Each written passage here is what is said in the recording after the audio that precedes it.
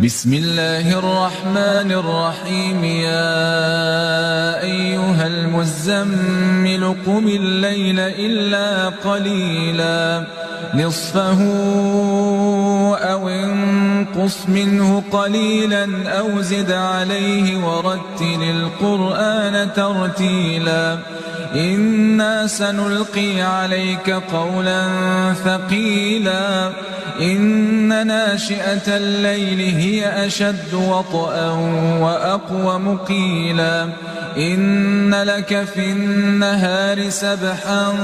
طويلا واذكر اسم ربك وتبتل إليه تبتيلا رب المشرق والمغرب لا إله إلا هو فاتخذه وكيلا